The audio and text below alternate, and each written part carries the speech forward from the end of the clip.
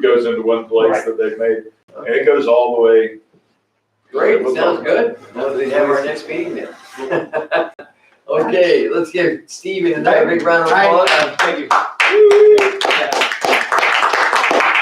My name is Steve Hudson.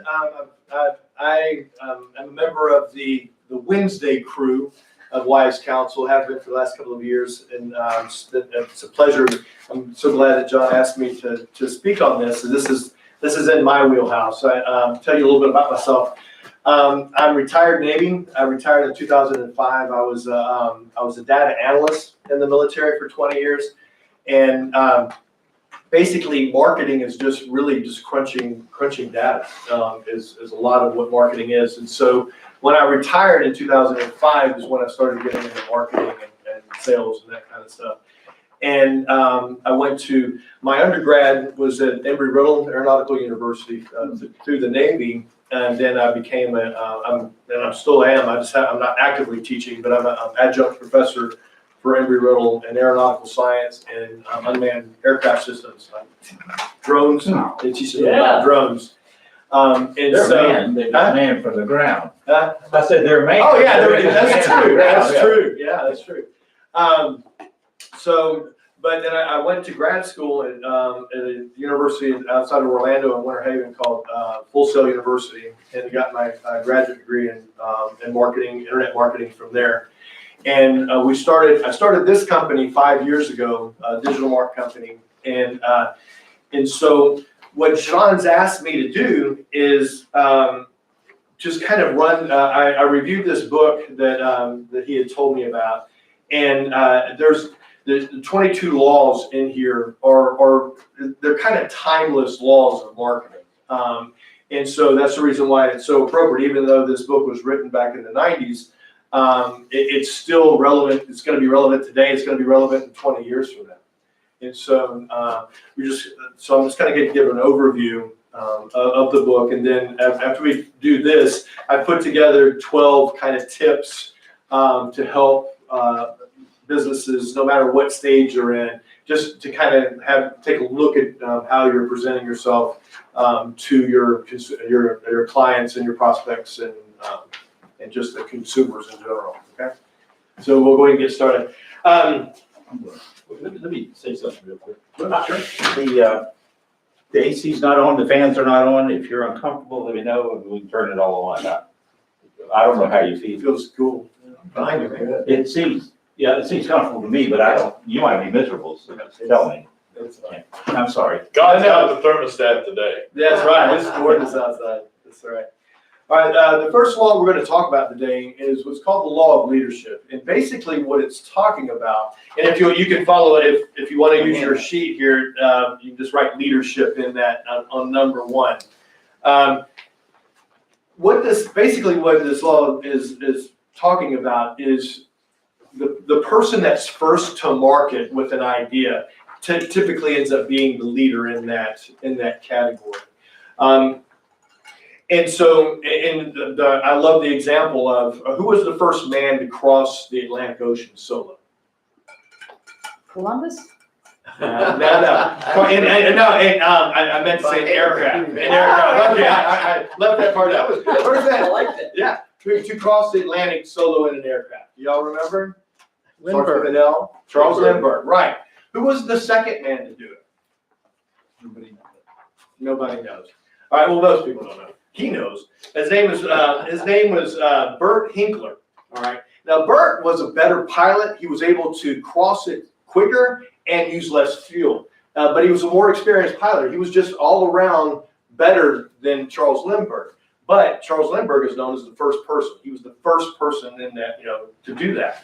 And so it's always better to, if you can be the first to bring something to market and an innovative idea. All right.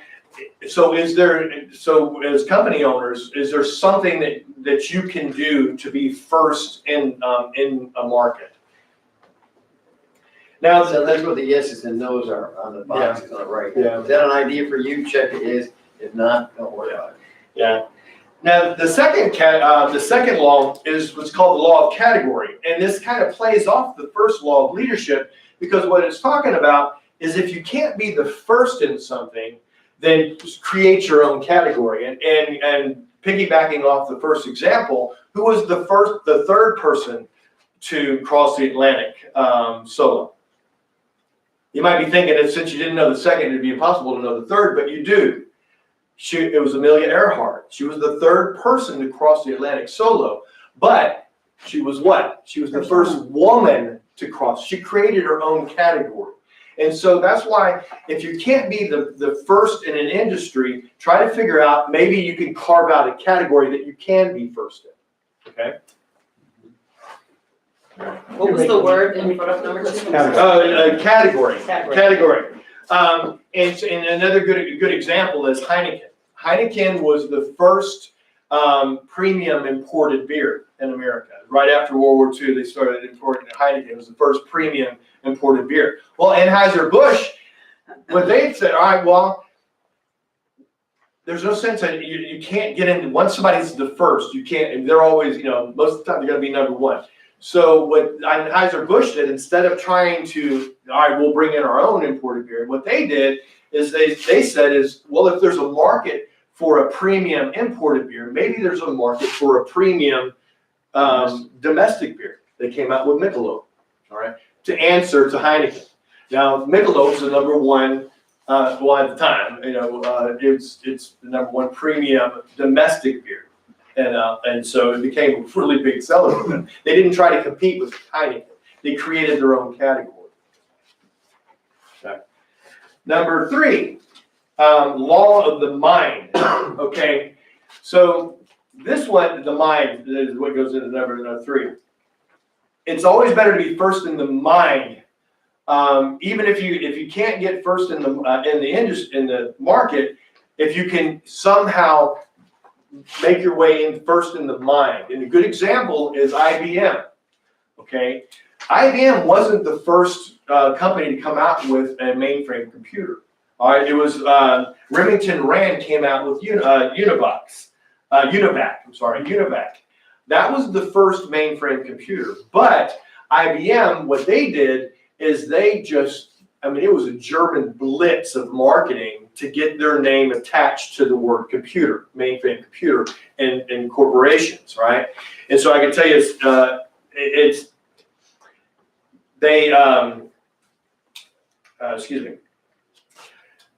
So Xerox ended up trying to, get on that bandwagon, and they spent 25 years and over $2 billion in marketing trying to get into the computer business. But they never, have you ever heard of a Xerox computer? No. All right. So once you own a category, it's pretty much synonymous with the name. Okay. The next one is number 4 is what's called the law of perception. All right. A lot of people think that marketing is a battle of facts. That if you have a better product, then you're going to have, then you will be able to compete, right? As long as you have a better product than the number one person, then you should be able to take some of their market, right? But marketing is a battle of perceptions. When we were told from day one to build a better mousetrap, and the world would be a path to your door. Right. But that's not. It's not true. It's not true. And a good example that I know personally is my father. He was in computers really since computers started. Started hitting the scene. He was a part of selling them. And in the late 70s, early 80s, he worked for a company called Burroughs, which was one of IBM's competitors. And he would say, he used to tell me stories. He said, Steve, I would go in there and I would sit down and I would show this company on paper that our computer is faster, it'll save them money, it's cheaper, it's more powerful, it has more storage. Every single marker, they would beat IBM. But IBM was first in the mind of these companies. And he said that their salesmen used to, literally, their salesmen would finish their sales presentation by, oh, and by the way, no manager ever got fired for bringing in IBM.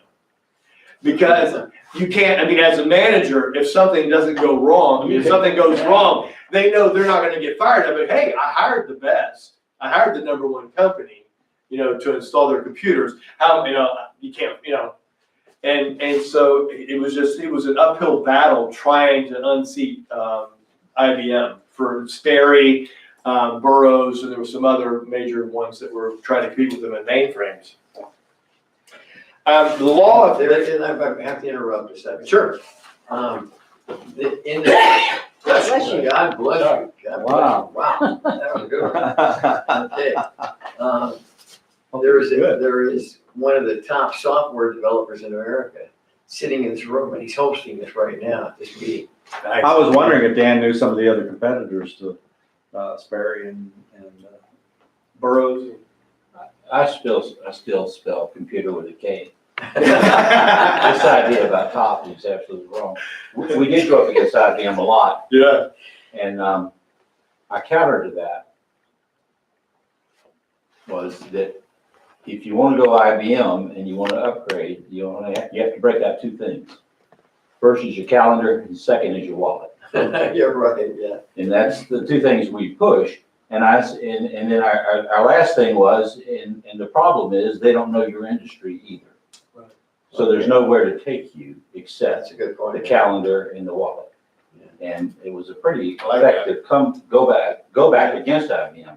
But that big blue statement was huge. It was. And they would not only, they didn't just deliver it in marketing, but if the client had a certain value, they would send at least 3 salesmen in. Yeah. And they would just overwhelm. Triple team them. Yeah. Yeah. And so that combination was deadly. I mean, Oh, I know. My dad faced it with Burroughs. And another thing with perception, and this has to do with not just the product itself, but also after the product. I mean, in customer service and in the mind.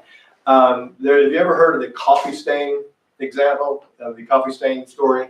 All right. Well, this president of this airline was taking a flight on because he just wanted to see how his airline was doing. So he just he booked it quietly, booked a flight, and was sitting in the plane. And the lady sitting next to him, she lowered down her tray because the meals were coming, and there was a coffee stain on her tray.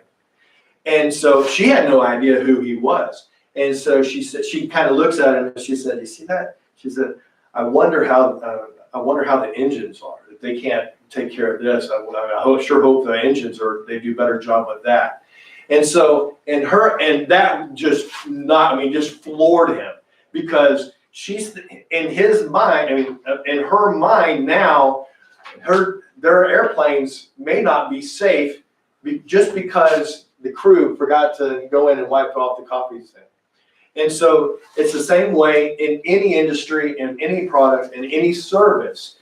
You have to look at your companies. You need to go back and look at your companies to see what coffee stains are preventing us from making that sale, or is there a perception out there that some lady sat in there and saw this coffee stain? Is there a perception about your product out there that you can maybe do something about or prevent in the future?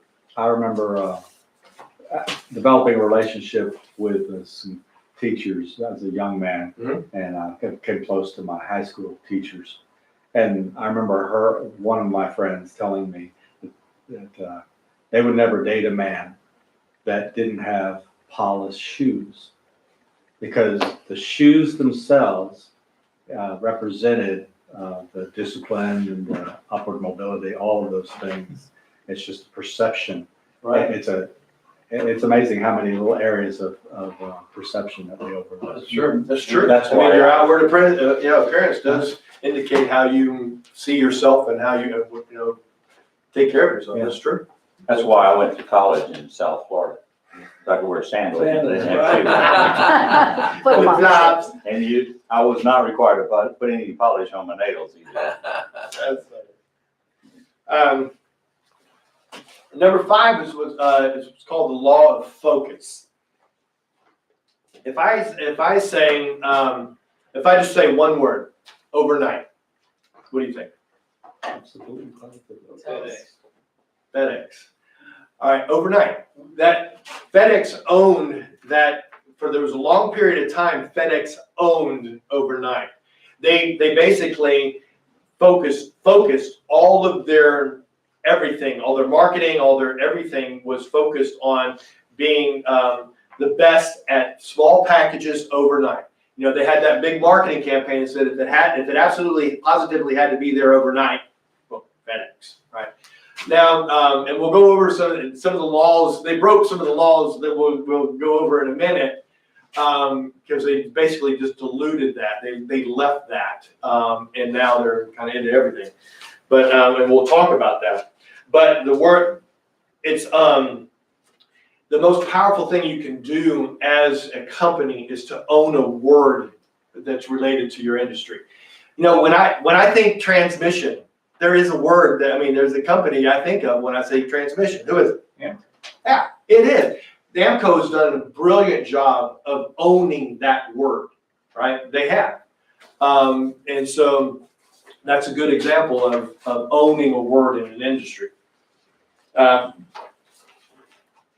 Cost us an awful lot of money to own that word. Well, yeah, I bet it did. Well, and the number 6 was called exclusivity.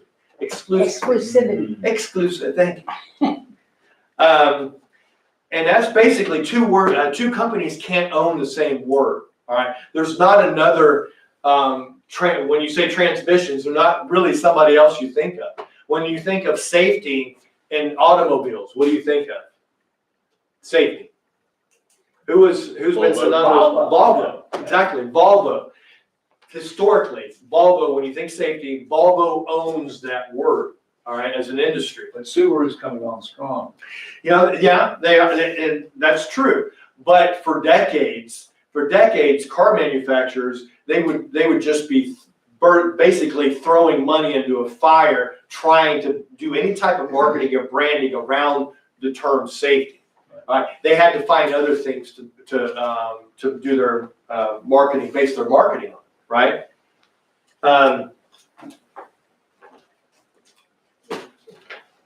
You know, is there a word in your industry that that you can own and not have to, you know, or if there is a word that's it already, you know, is there another one you can do? All right, the law of the ladder. Number 7 is the ladder. And what it's talking about is an actual physical ladder. You know, what rung on the ladder is the company that is your company on. It's recognizing what ladder that's on, where on the ladder your company is, because your marketing strategies is going to be based on where you are on the ladder, right? When I say rental cars, who do you think of? Originally Hertz. They were the first to market with the rental car, right? So they are number 1. All right. So Avis, instead of trying to say, and they actually originally they spent a lot of marketing dollars and lost a lot of money trying to say that they were the best in rental cars. But in the consumer's mind, the consumer's thinking, how can they be best? They're not number 1. Right? Kind of IBM. How can you be best when you're not number 1?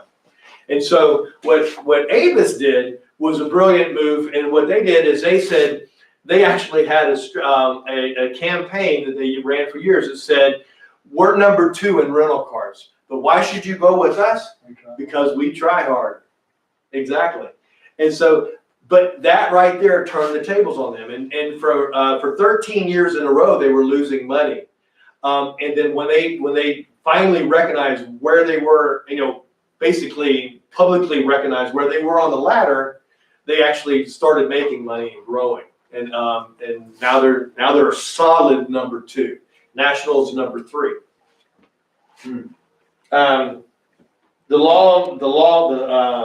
Number 8 is the law of duality. And what this one is talking about is, in the end, what all markets typically will boil down to a 2-horse race. Avis, Hertz, McDonald's, Burger King. I mean, you can go on and on. Duracell and ever ready. All markets tend to boil down to two main horses in the race, which take up usually 70-80% of the market, and then those scraps are for everybody else that's trying to get in the market, that are in the market. The law of the opposite. Now, what this law is talking about is it's talking about if you're not number one, if you weren't first to market, or if you're not that number one rung, what you can do is don't try to be. It's futile to try to prove yourself as being better than them. Okay, it doesn't work. What you do is you do try to position yourself as the opposite of what they are. Okay, because there's a market for the opposite of the number one guy. And a good example is Pepsi and Coca-Cola. All right, Coca-Cola has been around for 100 years. They were there over 100 years, and so when Pepsi first came out, they to compete with them, they knew they weren't going to compete with it was an older, well-established brand. All right, and so what they did is they marketed, okay, well, Pepsi is for the older generation. Coca-Cola is for the older generation. Pepsi is for the new generation. And so they did that whole big marketing campaign on the new generation. Pepsi, the new generation. They had Michael Jackson out there doing his dancing and everything. They spent a lot of money on it. But then they positioned themselves as the opposite of, so what you now have is you have Coca-Cola taking the older generation, Pepsi-Cola taking the newer generation, and then there's nothing left for any of the other competitors in cola, in cola products. Really, like RC, how far did they, really, when you think about it, none of them, there's only two horses in that race when it comes to cola. You can see it in other industries, and this law affecting in other industries as well. So when Burger King came out with their campaign, hold the focus, hold the legs. Yeah. That doesn't bother us. They're really highlighting McDonald's is just off the shelf. You get what comes with it. We're going to do the opposite. We're going to let you custom tailor something. Right. We're not going to fight and try to be number one. We're going to be different and highlight that difference. Right. Well, for the guys that don't want pickles on there, because McDonald's has always been known where you get, your quarter pounder, you get a quarter pounder. Your, the Big Mac, you get what you get. You can't special order, but you're right. But special orders don't upset us. Hold the pickles, hold the lettuce. Yeah, everybody knows the song. But they were positioning themselves as opposite. That's another great example of that.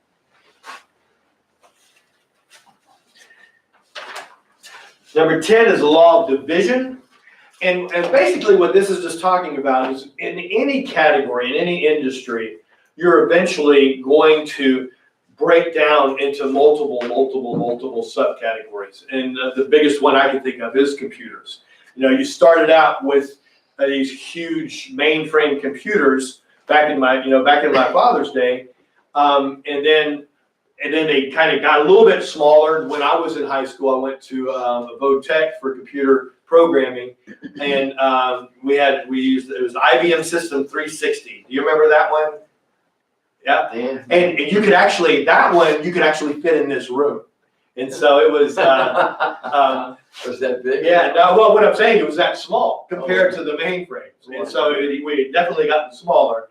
But we still had those little key punch cards, and then you feed them in there, and then it spit out some little equation, and we'd get all excited. But anyways, we programmed in COBOL and Fortran and BASIC at the time. Of course, all that's you don't have to do any of that nowadays. You just buy a computer and start working on it. But the law of division is just talking about how in any industry it's going to break into smaller divisions of that main category. Niches, yeah. Well, as far as computers, you got computers now. You have laptops, you have desktops, you have tablets, you have computers on your iPhones. What do you call it? Your iPhone, your phones are computers now, basically. Your watches. So, I mean, there's so many different little categories that it's divided down into. So that's kind of the law of division, which is number 10. Number 11, the law of perspective. And when they're talking about perspective, they're talking about the long view of a decision that you're making in marketing. It's just saying a lot of times you won't be able to tell the long view of a decision.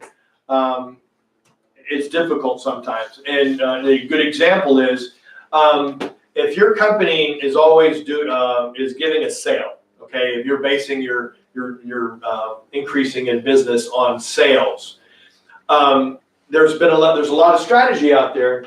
I mean, a lot of studies out there now that are kind of suggesting that sales do not increase business in the long run, because what you're doing is you're conditioning your consumers that they need to be always looking for a lower price, right? And another thing that you're subliminally telling them is that your prices are set too high, and so you have sales. I'll just wait for the next sale, right? I'm not going to come into your store to buy your stuff until you have a sale, and then I'll go in and buy it at the price that it actually should be. You know what I mean?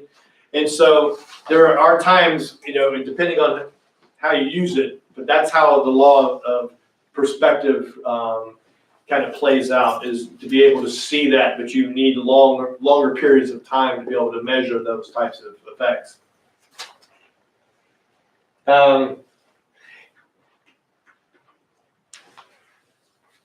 Law of line extension, and I love this one. Line extension? Line extension, law of line extension. And do you remember, everybody's heard of Hardee's, right? Hardee's, the burgers, right? Years and years ago, I remember Hardee's, their menu was massive. They had, you could get it had everything at Hardee's, They had tacos, they had fried chicken, they had burgers, they had fish, pretty much it was incredible how big their menu was. But they didn't do any of it good. There wasn't, they had so many different things, they weren't good at anything, right? And so they were actually facing just completely getting going out of business. And then what they did is they singled in on the thick burger, right? They just basically trashed their whole menu and focused in on on the thick burger. So basically what the law of line extension is the temptation to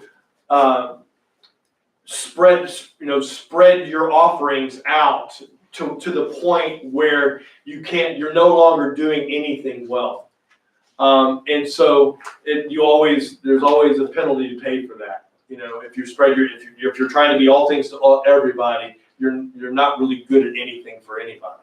So that's kind of the law of line extension. Yeah, you lose your expertise Yeah. advantage, yeah. Exactly. Hopefully people are more professional than that. Yeah. Right. The next law is the law of sacrifice. And basically it's kind of the opposite of the law before it, because the law of sacrifice is saying, I'm going to sacrifice getting into all, diluting and trying to get myself into too many different things by focusing on one thing and doing it really, really well. FedEx did it with the overnight, and then Hardee's did it with the thick burger. And to me, extensive market research by myself has indicated that the thick burger is the best fast food burger out there. I love that thing. So Okay. anyway, I do, but look what Hardee's did again. Now you pull back into Hardee's again, and now they have tacos. They're falling back into the law of line extension, where they're trying to spread it all out again, and they'll probably suffer the same fate that they did years ago. Dean, are your cows Angus? Yes, the cows are. The bulls, though, are Japanese Wagyu bulls. Ah, Premium. So international people. Yeah. That's good. Cool. The law, number Report to that, 14. Tom. Oh, the thick burger is 100%. Oh, I see what you mean. Okay. Number 14 is attributes. When it's talking about when we're talking about attributes, we're talking about if I were to say, with toothpaste, if I were to say cavity prevention, what brand would you come up with? Crest. Crest. Well, Crest owns that attribute. Preventing cavities. Crest owns that attribute. So what the other instead of once somebody it's just like a word. Once a company owns an attribute, you can't. The other toothpaste can't successfully market on cavity prevention. So what they do is they try to find an attribute that they can own. You have, Colgate is what's their attribute?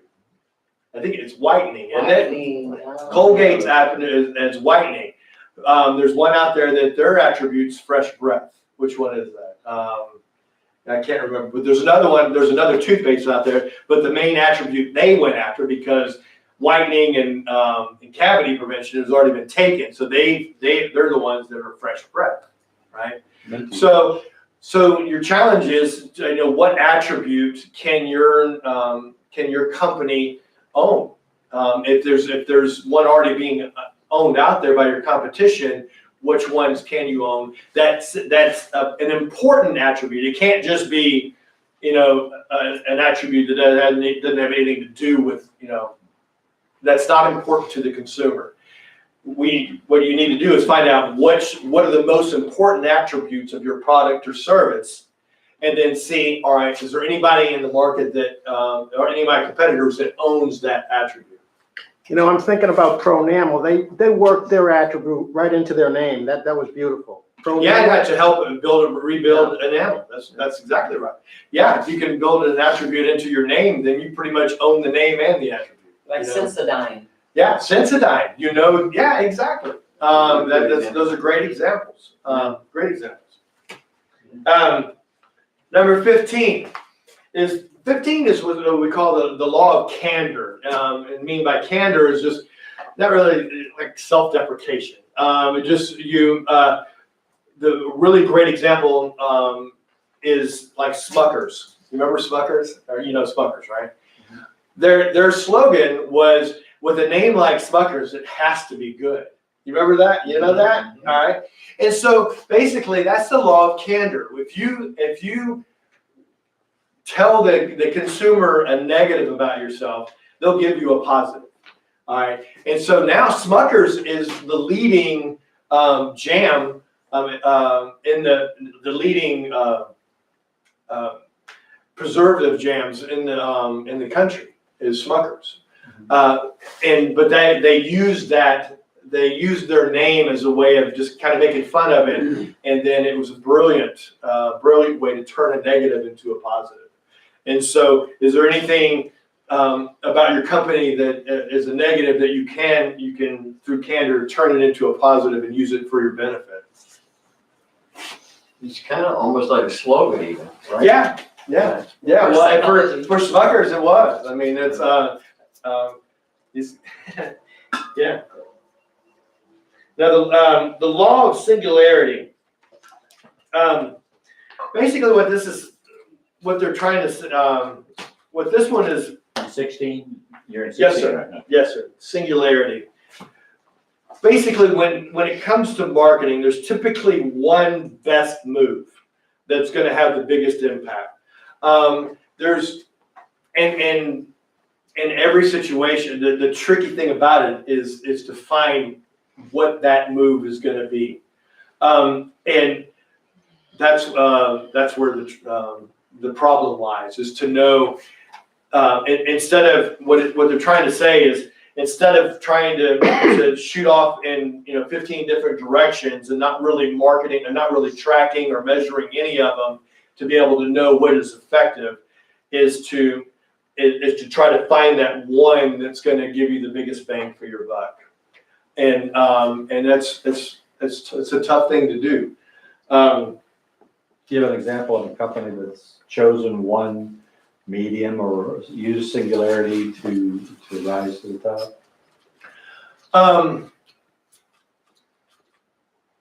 Well,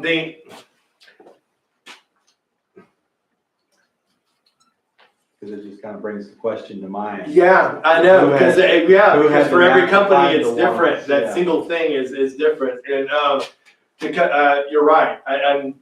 Can anybody think of something that, one move that, well, let's see, that, there's a lot of examples out there, but I need to try to come up with a really good Sorry, one. yeah.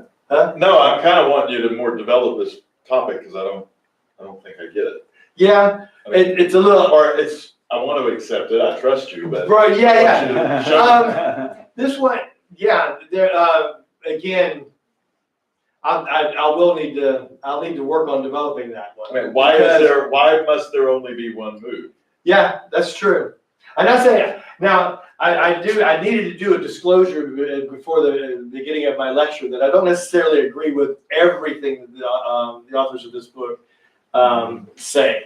There are strategies that are put together, and that they could be that one strategy is a singular approach, instead of just kind of shotgunning it. Would be. I think in the beginning- that's- You know what I mean? I think That's that's one way of looking at it. yeah. I think that's probably what they were trying to attend with that chapter.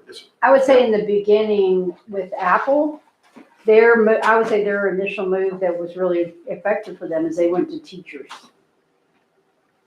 So Apple, Yeah. it used to Went be to the Apple education computers system. were Yeah. every person in education. It may be that what they're saying is what Sun Tzu called striking at the decisive point, Yeah. the Yeah. critical point. And there may be a lot of moves out there and they may all accomplish certain things, but there's one that's better than all the rest. Yeah. Maybe that's what they mean. I think that's probably a good. You mentioned one before already with the Hardys that went to the big beef hamburger. The right? thick burger. The thick burger, yeah. I mean, you said it earlier, they were selling everything and they were known for nothing, okay? Right, and they made that one decisive move Yeah. to do that. There was their best product And Yeah. was put up front forward. Yeah. Apple had that historic Super Bowl ad that they like the first one to do something. Oh, yeah, with everybody, yeah, And yeah, there was a disruptor to the norms. Sure, and sure. So that was a singularity. yeah. Yeah.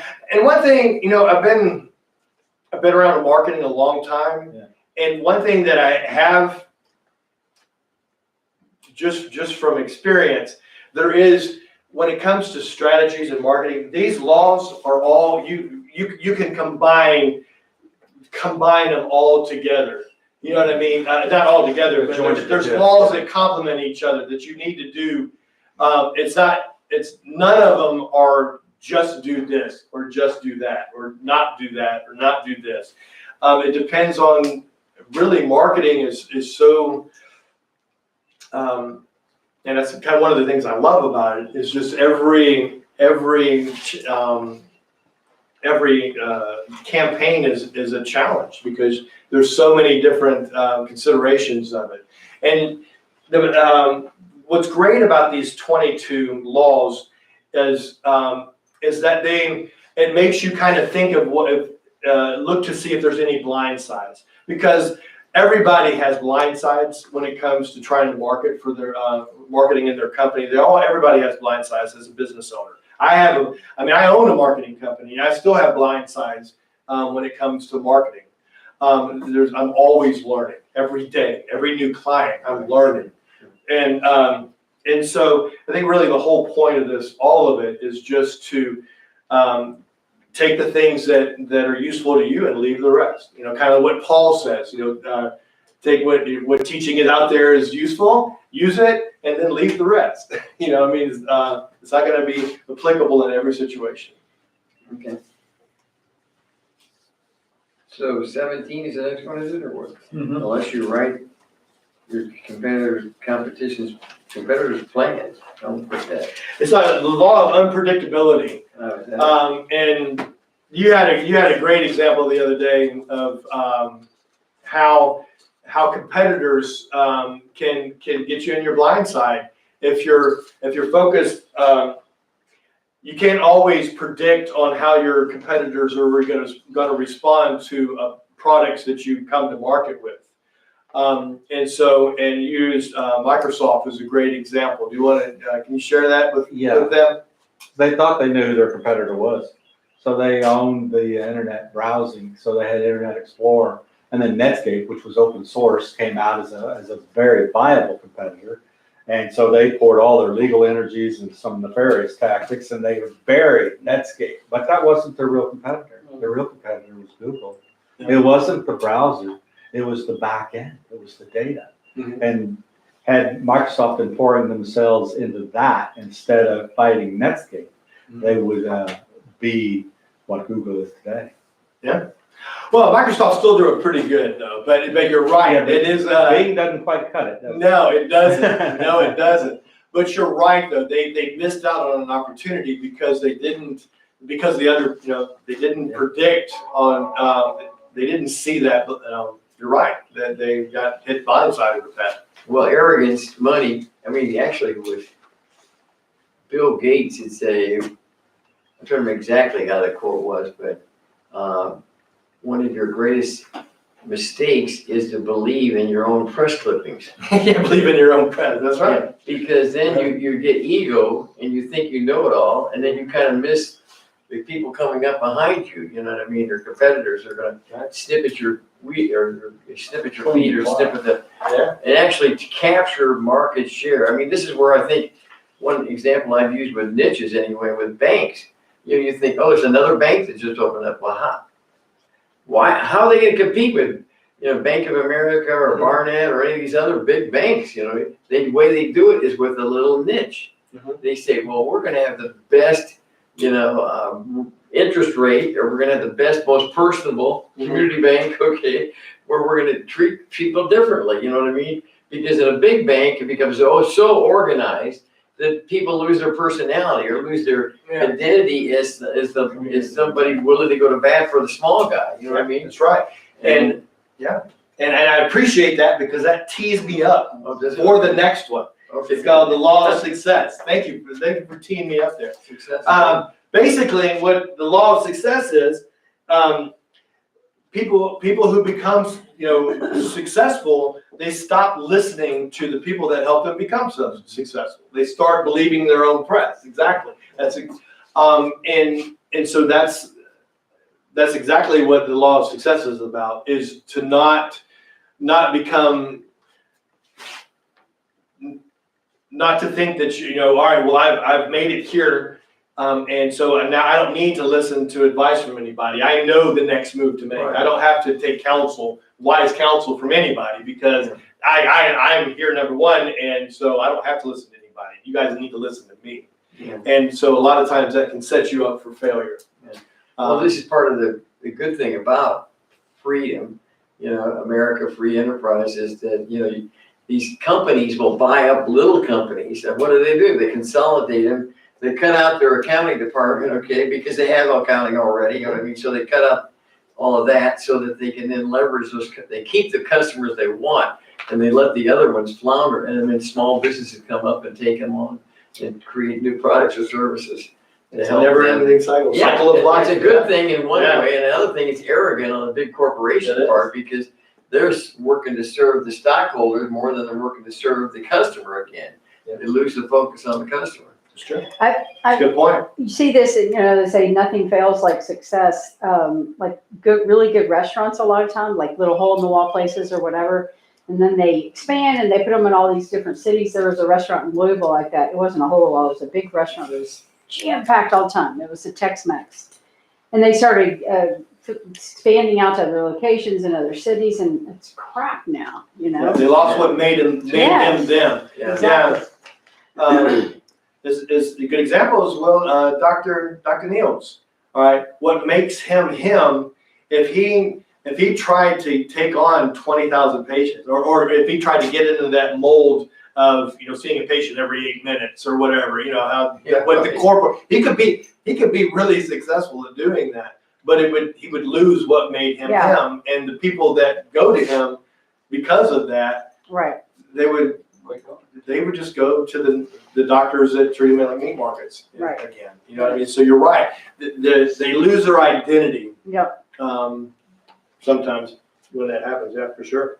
Well, you look at arrogance and you talk about what the car manufacturers did when the Japanese came in. They just said, "Oh, we're so much bigger than those guys." They didn't Exactly. have the- Right, that's a great Exactly. example of it. And that is a great example. That's a great example. They did. They sure did. For the small, yeah, they did. And then Ross Perot tried to turn GM around and said, can we make something to that? Can we at least make the best lighter? And they pushed him out. Yeah, exactly. I mean, it just, you're right. Number 19, we're almost to the end of this. The number 19 is the law of failure. Failure, I mean, any person that is successful in business has failed, has done, has done something or gone down some road that didn't work out. I mean, I think everybody in this room has done something that didn't work out. Me for sure. So basically, it's failures to be expected and basically accepted and then move on. Like Xerox should have gotten out of trying to do computers. They shouldn't have spent $2 billion on trying to make something work that was never going to work. IBM should have never tried to get into copiers. All right, but they should have cut their losses early. Is kind of what this law of failure is. Is trying to recognize what is a black hole, and to keep yourself from trying to cut yourself off from putting too much effort and time into that, and focus on what you're good at. Yeah, that's you said it earlier, Avis used that, right? Yeah. We're not number one, we're number two, we try harder, right? Okay, okay. But a lot of companies, of course, they're still managing their stockholders rather than managing or dealing with the customer. They lose their personality or really attentiveness of their business. And it's all about making more money. That's what Xerox was trying to do, leverage their assets and make more money. And unfortunately, some of these big executives make too much money at the top, and so the ego, and they don't know Christ, and so they all know their God is money. You know what I mean? True. Their God is whatever we can do in the market. That's true. Very nice. I see so many brokers into that arena too, right? Yeah. Number 20 is the law of hype. A good example of this is when remember they came out with the new Coke. All right. Oh, yeah. They tried to come out with this new product, and they put so much hype into this. They've spent $1 billion in marketing it, and I mean, it just there was just so much hype surrounding this product that was a dud. I mean, it never took off. And so basically, the law of hype is if there's so much hype about something, then it's probably flawed. It's probably a product, or either a product or a service or a company that's in trouble, that's trying to give that last little breath of life into a product. so you want to avoid hyping. Plus, I think it's, Yeah, exactly. they say you should under-promise and over-deliver. I think Exactly. Good. hyping is Love opposite that. It is. You're exactly right. But occasionally Good it point. can really work. Like the Popeyes, they had a sandwich out that they hyped and it got a lot of traffic, a lot of even news coverage. That's true. That's true. And there are situations where it can go in your publicity can go in your favor, but you're exactly right about hype. The overpromise and underdeliver is the opposite of what the hype that they're talking about. Trying to get people to go for something that is just not going to make it. You've ever heard of a book called The Specialist by Chick Sale? It's an old book, little small thing. It was American actor vaudeville, and he had this story about a rural carpenter who became a specialist. He made outhouses, make one-holers and two-holers. It's a whole story about how he specialized and used his immutable laws to become the go-to guy. For outhouses. Go-to guy. Yeah. It says on his door, go-to place. The chick sale, the specialist. Y'all never heard of it? No, but that, I mean, it sounds like a great story, but I mean, if you can be the guy, the go-to guy for any one thing, I mean, we gotta be successful. For sure, that's a good point. 21 is acceleration. And when they're talking about acceleration, they're talking about, it's for the difference between a fad and a trend, okay? An example I like to use is the RV industry, because right now, you know, up until 2020, the RV industry was kind of, I mean, it was trending. People were starting to, you know, the sales were steadily climbing up until 2019. You know, it was a steady growth market, right? It trended. And, but then in 2020, that trend basically turned into a fad almost, because now everybody was scooping up all these RVs because you know, the hotels were closed and they wanted a safer way of vacationing with their families, right? And so the things with fads and with trends, you know, a fad is like a wave in an ocean where you can see it go up and you can see it go down, right? And the businesses that are based on fads, that's kind of what happens to their business, is it'll go up and then when the fad goes away, they go down. All right, well, and whereas trends would be like the tide. It's almost indistinguishable, but it just slowly climbs, right? And so what my personal opinion of what the RV industry is going to do is that it was trending up, but all the hype for RVs. I mean, you cannot buy a new RV right now. The dealers are begging people to sell them their old RVs just so they have something to sell. And so, but as hotels and cruise lines and airlines start opening it up and that gas prices go up, they've gone up 30 cents in the last 2 months. As it goes up, 50 cents, by the way. 15. It was $2.15 on inauguration day. It's $2.69 right now. Oh wow! Really? Yeah. 54 cents. Oh yeah, it's going to go up a couple of dollars, I imagine. But so, but my prediction is that once the trend, it starts leveling back to its trend, that trend line will have skipped like this, because what's happening in the industry, we actually service that industry. We help market the Florida Association of RV Campground Owners. It's they're in Tallahassee, and they have 420 campground owners as their members of their association. And so we work with the association. We built their website and that kind of stuff. And so I've kind of got my thumb on the marketing for that industry. But what I think is going to happen is what happened in 2020 is it accelerated that trend. It's like you put it in hyperdrive for, you know, this time period of COVID, and then once COVID calms down, all these new RV owners that would have never ever even considered buying an RV, you know, like your CPA that always goes to the Bahamas or takes them on cruises, now that he has this RV and they go out and he's experiencing with his family, you know, actually family time instead of, you know, the stress of being on a cruise or on, you know, that can happen if you have kids with you. But it's a different life. And so there's going to be people that want to go back to the hotels and the cruises, but a lot of them, I think, will continue with the RV life. So I think there's going to be, that's going to be a trend that's going to go for a long time. It's opening up a new market. Yeah. Because people got a place, they have to have a place to park those. Yeah. Right. When they quit traveling, the Oh, yeah. association doesn't let it go in the driveway, That's doesn't right. let it go in the backyard. Right. The code, you know, zoning all over the place. And Yeah. so if you look, you're seeing more and more places. Yeah, RV storage. It used to be fishing boats. Mm-hmm. All of those have got used. Mm-hmm. Yeah, but these RVs. You're exactly right. Yeah. It's a major effort to get one out and decide to go somewhere. It is. Yeah.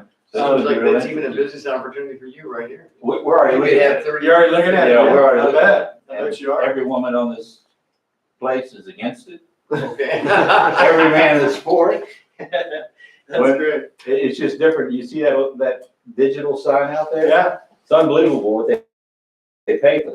But Oh, yeah, we right. had to put it in a place where we had no complaint from any wife. Okay. there you go, the wine, right? So anyway, in the end, it didn't make any difference, but it was just humorous about what we went through Yeah, trying to make these Oh, yeah, switches. sure. oh, yeah, But in any case, it is interesting how There's that's so- gonna change. it is. You're right. And the price of those things are gonna be Yeah, competitive. well, and a lot of people are buying, buying and expanding the existing campgrounds. And Right. putting a lot of money into them. And these things are resorts. I mean, you go to some of them, and they're really, really nice. And to be able to bring, all your conveniences with you, it's an attractive way of vacationing for sure. Why don't we split up and talk, and we'll come back with your other key points. Okay, all right. We got one more, the law of resources, and I'll say that real quick. It's just, basically, the best idea in the world will never get anywhere if you don't have the funding to get it off the ground. Whereas even a mediocre idea can be successful if you have $1 million behind it. I mean, it's just basically the law of resources. You have to have the capital to be able to fund whatever idea that you have. So, Well, and there's where a lot of people think that you can buy success, you know what I mean? If you have enough money, you persevere long enough, you know what I mean? Dave Brown started, he didn't start web.com, he started, another one. He was a banker, but he took it by buying other competitors, up and kind of consolidated them and eventually sold them off. I don't know how much money he ever made out of it. web.com? Web.com, Dave Yeah, Brown here in town. $1 billion. Yeah, but, so yeah, I mean, the truth is you can't always buy success. God's in the middle of a lot of good things, you know what I mean? And so if we're Christians anyway, that's where we have to also draw from and get our visions from him.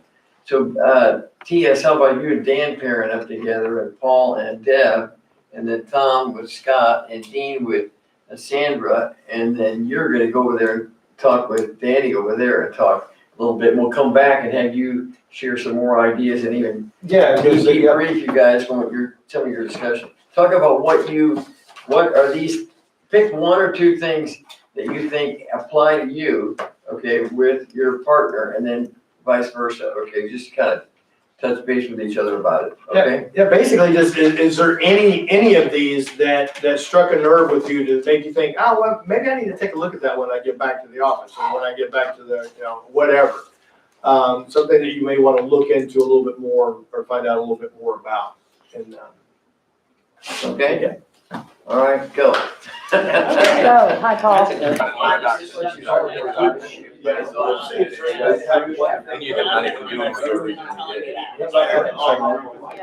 You know what I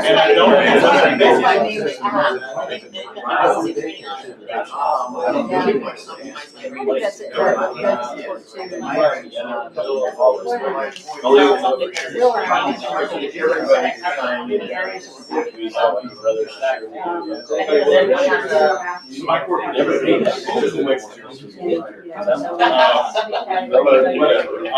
it. That's how much to do, I think. I am trying to make it how there's not a balance between training. No matter what.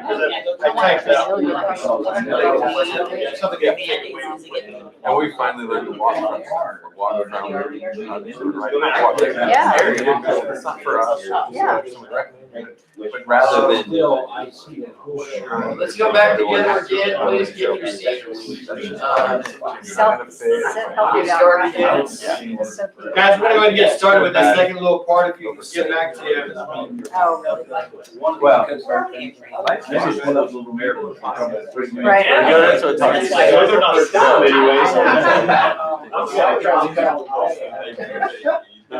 He tries to cut it all out. So which one of you is over? event. I'm old. And Whatever, maybe he's older. we have. City council. Thank you, sir. Thank you. All right, there's a 7-member school. So, Steve's got some more things he's gonna share, but before we get into that, who's got some things they wanna share about something that kind of is new in their mind, or maybe it's old, or confirms another idea that they had, or haven't implemented yet, or something that they wanna share with us about their discussion, or the ideas that came from Steve's thought that you talked with your little partner with about right now, maybe, or but home some ideas or thoughts that could be useful. All right? I know Sandra always has a hard time talking, so we'll leave it up to her. I want to thank you, Steve, for this. This really exposed my blind spots on marketing. I've been doing marketing since I was 15 years old, and this exposed why I'm stuck and what I need to do now to get to the next level. So I wanted to thank I you. hope so. Even if So you what- take one one thing thing would- away from it, it's, it's totally worth it. Worth the price of admission. Yeah, sure. Yeah, the owning a word, and this is what I was discussing, picking his brain.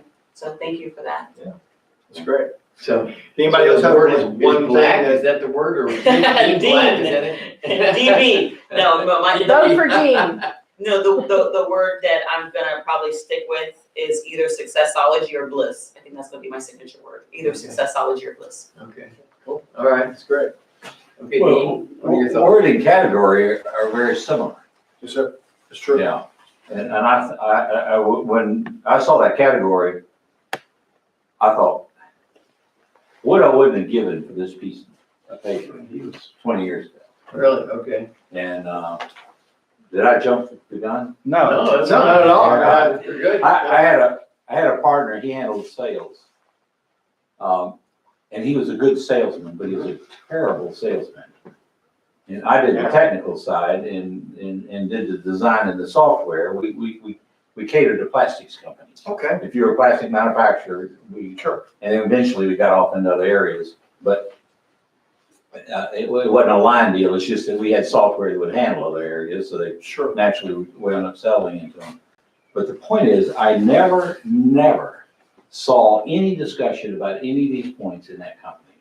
Yeah. And It's important. it was opening a door to my thinking about why we were getting beat by some of our competitors who really didn't know anything like what we knew. Yeah.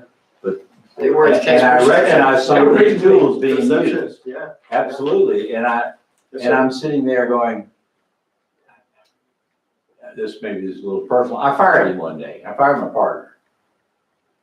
But it was because the diet wasn't right, I could see that, but I didn't know how to Sure. change the meal.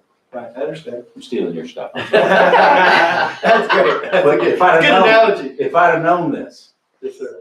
that's what I'd have said on, and that would have made a phenomenal difference that I did. Okay. There's no question in my mind. It's not too late to buy it back. Huh? Yeah. Yeah. Never mind, teasing. Yeah. No, that's. Who else wants to Thank share you. something? Thank you, I appreciate it. Well, this was really good for me, thank you, because in thinking about starting this podcast. So I know Will heard this yesterday, so You did. I'm gonna get together with him and figure out a few of these things. No, that's great. That's great. I'm sorry, I don't know you. Scott. Scott, what we're just doing is just kind of seeing if there's anything that, today that, out of these 22 that kind of maybe struck a chord or maybe think that you want to think about, when you get back into your world. Was there anything that you wanted, there may not be, I just wondered if. I think a couple of them, one was focus and on the, but, I'm trying to think of it, category in leadership. There were a couple of spots of what are the things that we can be the leader in. Right. And there were a couple of things that came to mind and trying, for a long time, we tried to kind of make them proprietary and almost make it where everyone wouldn't copy the stuff we built and how we did it. And then the market has moved that way anyway, so part of me is wondering whether we should have, a decade ago, just taken off running with it and not care who saw it. It just been that far out. You would have been, yeah, you would have been first in the mind. See, that's the trick, is that you want a new product is to get first, the leader, the first one to market is typically the ones that end up being the leader in that market because they become synonymous with that product or service. That's a good point. But you still have the track record. I mean, it's such and such a month on such and such a year, y'all did that process this way. And you can point to that and say, we brought this to the market. So you can, it may be a little slow. It's not too late to be the leader, I wouldn't think.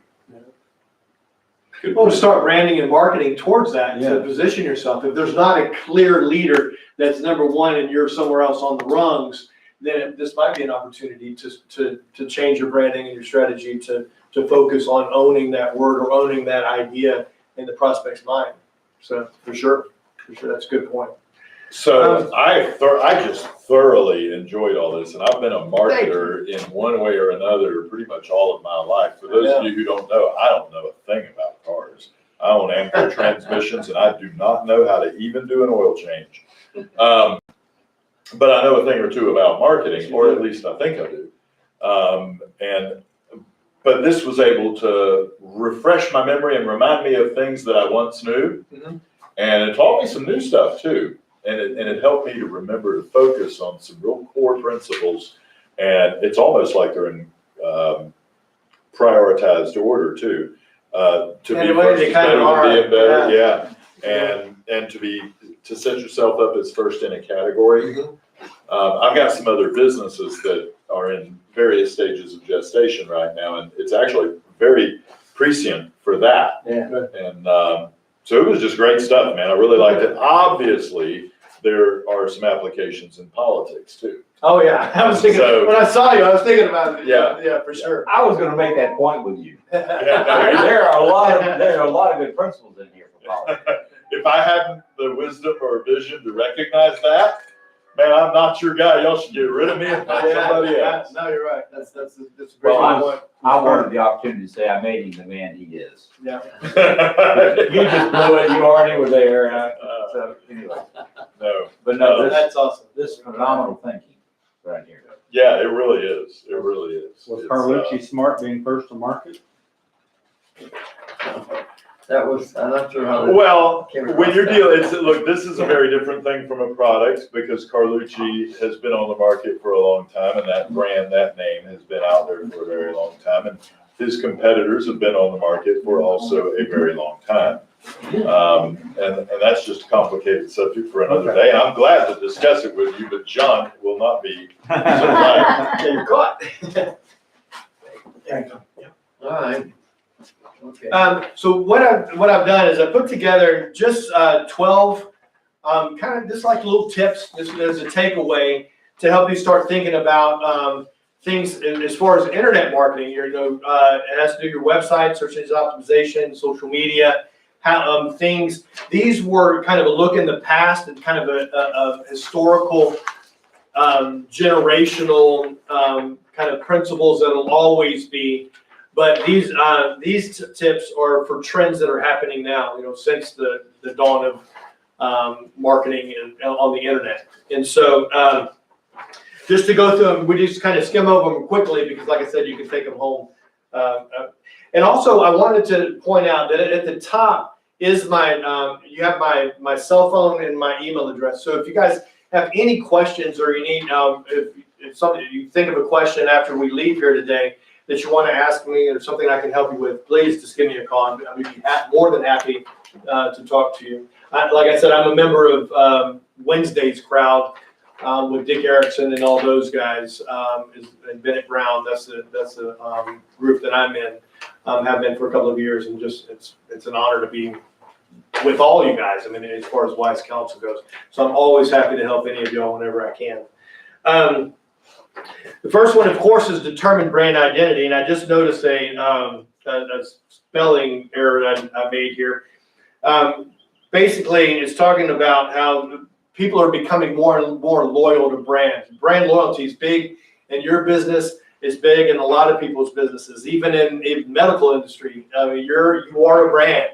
You want people to become loyal to you, and so they were saying that 25% of those 9 out of 10 people said that claiming that's supposed to be claiming to be more brand loyal in 2020 compared to 2019. And I think what that trend is trying to say is that in 2020 they really started focusing. Everybody was kind of circling the wagons on their finances, and so they were determining what brands they were really loyal to, and that gave them the biggest bang for their buck. Is I think is the reason why we saw that increase in brand loyalty. And so once the pandemic goes away, that loyalty will always be there. Is it going away? Well, it depends on. How about Biden's in office anymore? Well, that's right. As long as there's money to be made off of it, it's not going to go away. Exactly. Fear of it, the threat's always going to be there. People will play on that. Yeah, unfortunately. We overcame COVID-19. Come to our offices. We'll go give you a shot to take care of it forever. Yeah, I know. Yeah, right. The second thing is really to identify who your buyers, who your consumer is, whether they're a prospect or a consumer, depending on what you do, if it's a service or a product, who uses your product, who buys your products or services. And we spent a whole semester in grad school focusing just on the consumer persona, on how to identify them, who is that person. You have to actually, we even had to go as far down as putting a name on the guy. This is Bob. He has 3 children. He has, get that detail on who your target market is, and it'll help you identify what strategies you need to take to market to them. Because if you can't identify him, if you can't put a name on him, then you don't really know who that person is at the granular level that you need to be successful in marketing to them. Track your sites with Google with analytics tool. There's a lot of free tools out there now that Google has, and they've been out since Google's been out. You can put what's called a tracking Google Analytics code on your website to be able to track what people are looking at. If there's a page that gets a real high bounce rate, meaning that they get to your page, there's no content, there's nothing there that they need, so they bounce off. That's a ranking factor for SEO, for search engine optimization. That can drop you in the rankings if people are going to your website and they bounce off because they don't find any content that's engaging or it's useful to them. Google just says, okay, well this company is not useful, and so they drop you down below somebody that more time on their stuff. Boost your SEO ranking. Again, for those that aren't familiar with the term, it's search engine optimization. Search engines are Google, Bing, Yahoo. It's how they place your products and services higher when somebody's looking for certain keywords. That's what search engine optimization is, and it's something we do as a company. And each one of them I expound on a little bit, but I don't want to, you, like I said, you can take this with you so you can read through it later if there's any area that is interesting more to you. Your website has to be mobile friendly. If it's not, everybody nowadays, almost without exception, searches for products and services on their phone. Without exception. They may, once they find it, when they get home, they may get on their desktop to research it further. But how often are you searching for things on your phone? And so your website, it has to be what's called optimized for mobile. It's called responsive. You have to be able to. It can't be jarbled up when somebody's trying to see it on here because it's going to turn them off, and then you won't even be considered when they do sit down in front of a desktop to research it.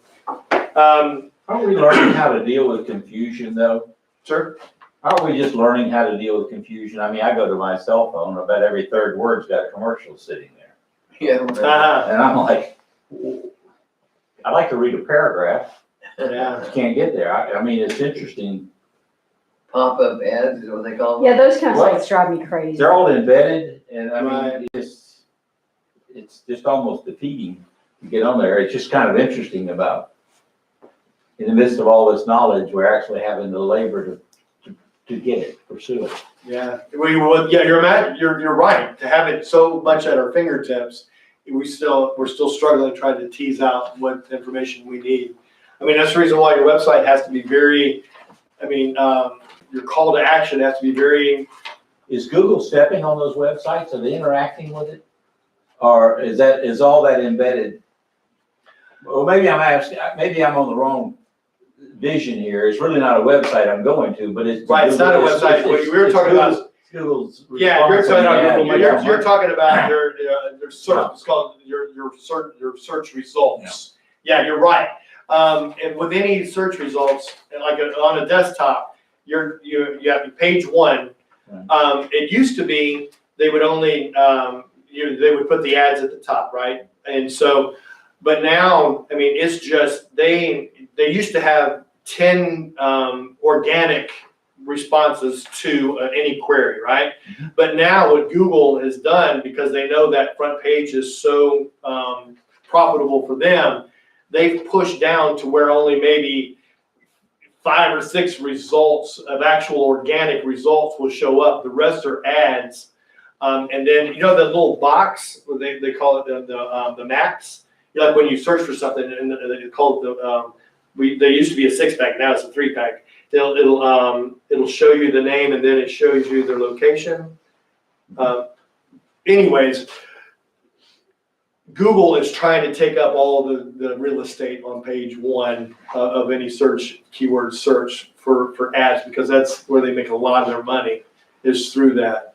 And so I think I got off kind of a little bit. I use DuckDuckGo. I use And a DuckDuckGo. lot of people are turning to that. So market research is starting to become a little diluted, because now conservative consumers are leaving Google to go to DuckDuckGo, and they're seeing a real big spike in that. And so when you're looking at trends and marketing, as far as me, it makes a challenge for me, because now we're having to consider searches and trends in other search engines. Google will always be the gorilla in the room. They own 80% of the search engine market. And so, but DuckDuckGo is really starting to become more and more popular. Yeah, well, GM was the gorilla in the room too. You're right. It That's a good does point. You're right. Well, isn't there a way though on your own phone or even on your computer, you can limit how many pop-up ads come on? Isn't there a way to do that?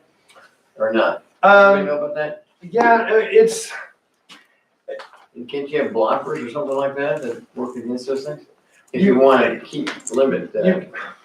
there's way, but you're also limiting the amount of content that's coming into your, that you have access to. It's a double edged. I mean, it's a. All right. But with double-edged sword. DuckDuckGo, they don't really have those. It's a lot. Yeah. They really hadn't gotten to the advertising part of it. Yeah. As they say, their claim to fame is they'll never track you. Yeah. So when you search something there, you don't automatically start seeing ads for it like you do with Google. Right. Yeah. They follow you across all platforms. How do That's you true. spell Do you know the browser Brave? Yeah, I'm using that too. And that's where you're using Using DuckDuckGo. DuckDuckGo on there, Right. yeah. That's your choice, okay. Yeah. And I think they do allow you to choose how many ads you want to see. Brave does. Yeah. I don't think it's DuckDuckGo. Yeah. Google doesn't. They just. Losing my voice. All right. Now, really, Lost my voice. the couple ones that are really these last couple of ones are really important. Video content is huge these days. People would much rather see something than read something. Photos are huge. Your websites are just imagery about your products and services are incredibly important these days. They tell your story. They make it more personal. People don't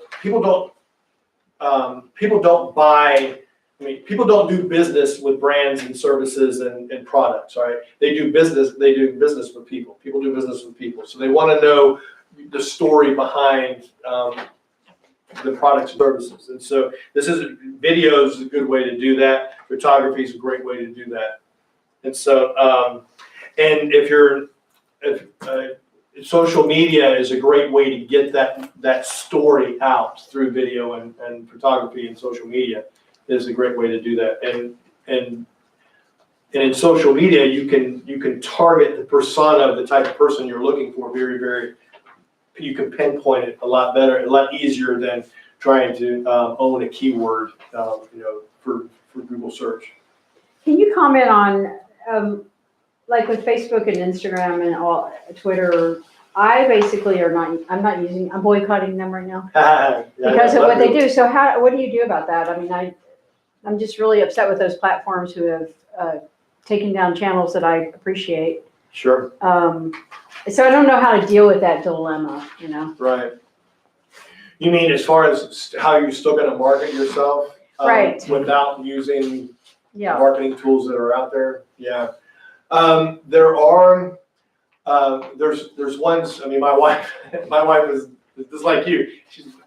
And she's following these different platforms that are starting to get more and more prominence. Yeah. And it's one of those things that if you want, you would be limiting, and it may be something you want to do, is limiting your target audience. Once those platforms start building out the ability to do ads and promote yourself in those platforms. Because right now, a lot of them are so young in their infancy, they don't have the back end structure like a Facebook to where you can, set up a business page and run ads and have the, be able to use their analytics to target your market. They just don't have that. Yeah. That data yet on their users to be able to be useful for a business to market it. Right. Does that make sense? Yeah. So in a couple of years it will, but then in a couple of years it doesn't do you any good. You know what I mean? It's right now it's kind of the nature of the beast, unfortunately. But there's lots of ways to market yourself. Social media is a good one, but again, right now the big techs are the ones that people are starting to avoid. We just need to see where all the conservatives are going. Yeah, Trump says he's going to start something like that, so we'll see. I mean, I know I'm on Mealy and Telegram and Minds and all that, but like you say, it's and they are going to have they will, as they get more and more popular. They'll have to start providing ways for businesses to promote themselves. right. But it's going to be a while before they have the tools and the ability to provide what Facebook and Twitter and Instagram and those platforms can offer you, unfortunately. So it's a dilemma. It is. Well, that's why in email marketing, owning your own data, if we learned anything in 2020, is the importance of owning your own data. It's what's called first-party data. Somebody's email address, somebody's phone number, somebody's mailing address, whatever. That's something, it's a list that you own on your target audience. That's what's called, they call that first-party data. Reviews. If you have a website that people leave reviews on you, that's called first-party data because you own that statement that person made. On your Google My Business page, that's not considered first-party data because they're going to a platform to leave a review on your business. Facebook, your reviews in Facebook, all of those aren't really considered first-party data because look at Donald Trump. Look at all the data that they were able to aggregate out of the personas of their people that were following Donald Trump. They knew who that voter was. And they had some really brilliant people targeting social media for Trump. But as soon as they flipped the switch on it, and I'm sure he's smart enough to scrape the email addresses and the phone number, everything on those millions of followers that he had. But that's first-party data that that's consumer data that he lost access to if he didn't have first-party data like collection of email addresses and that kind of stuff. And talking about email addresses, email marketing is still, it's one of those classic things that'll always be useful, depending on how you use it. Now there's laws now, the Spam Act, so you have to do it respectively and and always allow them a way to opt out of your list. But creating lists of prospects and clients, especially clients that you've already done business with, to let them know what you're doing now. I mean, they may not, the biggest sin you can ever make as a business owner is for somebody to come up to you and say, "You do that? I didn't know you guys did that." That is the biggest sin that you can make as a business owner. And so a way that you can let your current client lists know what you're doing, or if you're going to start a new line or a new service, let your clients know through email marketing.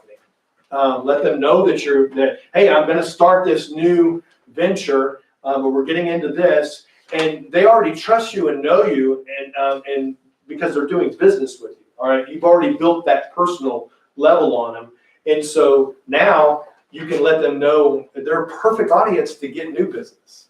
You know, it's a lot cheaper to sell to your current client list than it is to try to acquire a new client.